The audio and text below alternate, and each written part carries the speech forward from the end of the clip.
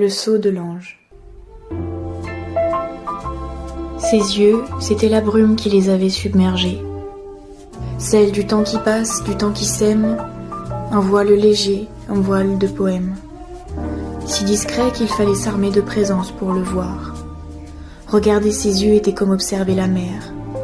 Le grand bleu à perte de vue, quelques nuages, et puis au loin des vagues qui frappent contre les rochers et qui jamais plus n'atteindront le rivage.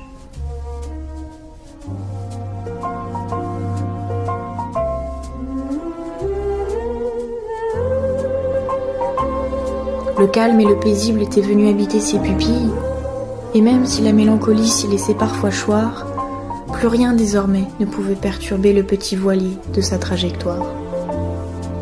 Là, dans ces longs jours, trop longs, disait-elle, Solange restait assise devant la fenêtre. Ses mains reposaient l'une sur l'autre, les doigts légèrement ouverts, pareils aux ailes d'un cygne prêt à s'envoler. Elle portait l'émerveillement comme au châle. À la vue d'un merle ou d'un brin d'herbe, un léger sourire voguait à ses lèvres, subtil, presque invisible, mais plus radieux encore qu'un bouquet de mimosas. Comme si toute cette vie passée à comprendre cette grande question qu'est l'existence trouvait réponse ici là, dans le cadre de cette fenêtre. J'étais persuadée qu'à cet instant, elle perçut une chose qu'il ne m'était pas encore permis de voir. Apparut alors à ses lèvres la délicate et timide, la flamme qui pétille, celle qui illumine chaque visage qui se laisse surprendre par la joie. Et même si sa peau semblait avoir épousé tous les rouages du temps, devant cette fenêtre, moi, je ne voyais qu'une enfant.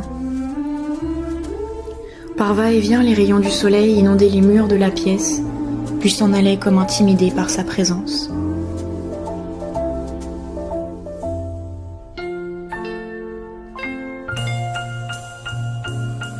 Les cheveux de Solange étaient coiffés d'un peigne couleur crème. Quand un faisceau de lumière venait à traverser sa chevelure blanche, une couronne éclatante se formait au-dessus d'elle. Dans cette pièce où tout dans l'air avait l'essence d'un pétale, Solange demeurait reine. Reine d'un voyage immobile.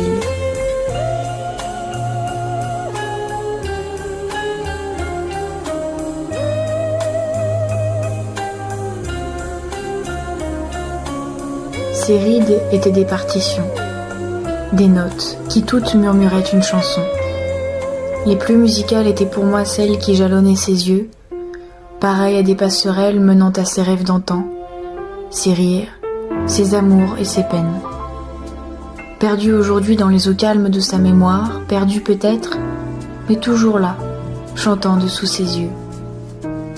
Solange ne parlait presque pas, elle n'avait pas le temps.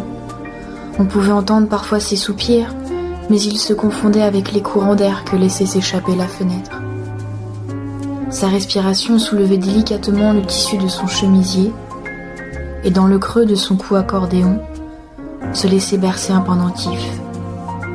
C'était le visage de la Vierge Marie, immobile et paisible. La fin de journée s'éternisait au loin dans un radieux coucher de soleil, et devant ce spectacle, Solange caressait du bout des doigts le doux visage de la Sainte Mère. Les murs de la pièce baignaient désormais dans une atmosphère onirique, et dans ce silence rempli d'éternité, elle était prête à faire son saut de l'ange.